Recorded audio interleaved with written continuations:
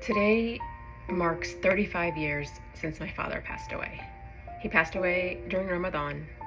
He was fasting that day. He broke his fast at sunset, prayed, went to perform ablution at night, getting ready for the nightly prayers during Ramadan. He came out of the bathroom and went to go sit on the edge of his bed, which is unusual because that's not his side of the bed. But he missed. He fell down. He missed the edge of the bed and he fell. Immediately said he was okay, but my mom and I, who were in the room, were alarmed, and my mom told me to get some Zamzam water, which is holy water from a well in Mecca. And by the time I came back upstairs from the kitchen, he was already lying down on his back. And then I had to run back down to get a straw because he couldn't drink from a cup. And by this time, my brother had called my uncle, who lived close by and a physician, and I had called my father's friend, who was sitting in our living room at the time waiting to pray with him, and he happened to be a cardiologist. So both physicians were in my parents' bedroom performing CPR prior to the ambulance arriving. He had lost consciousness. They started CPR immediately, and it all happened very quickly.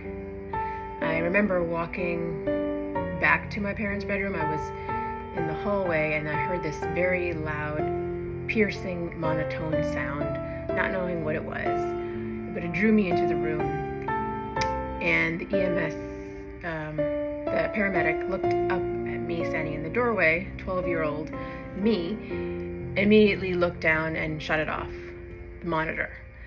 All I saw was a green line on the monitor, a flat line, which is called asystole, where there's no heartbeat.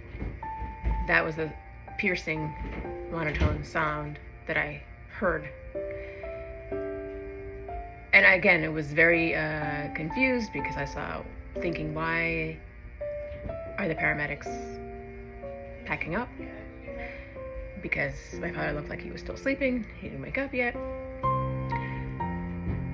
And, now I think about it in hindsight, I can selfishly think that God put me in that position as a 12-year-old, still a child, but able to remember details, knowing that I was going to grow up to become a physician, and to alleviate the doubts, the fears that would come if I thought, what if he had better care? What if he had care earlier?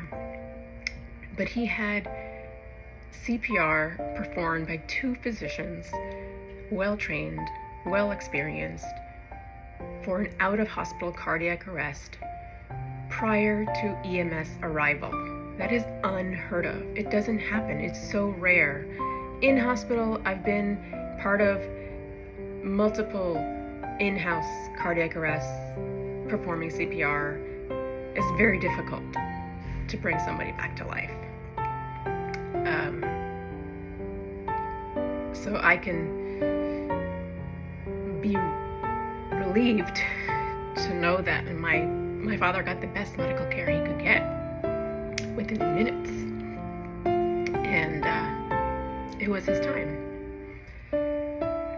But he probably died from a heart attack that's called the widowmaker heart attack. It's a heart attack due to almost 100% occlusion of the left anterior descending artery, which is the main blood supply of the heart.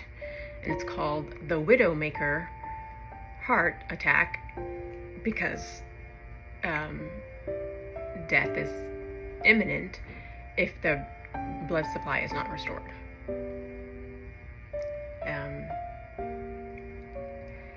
My father worked very hard, 6 days a week, to provide for his family, but he did not take the care that he should have of himself,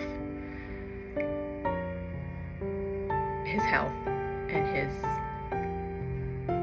vitality suffered because he put all of us first. So I urge you to take care of yourself, take care of your vitality, put yourself first, and get the checkup, get your blood pressure checked, get your heart checked, get your kidneys checked, because prevention is best. At the end of the day, we're here for a short time and we want to make the most of it.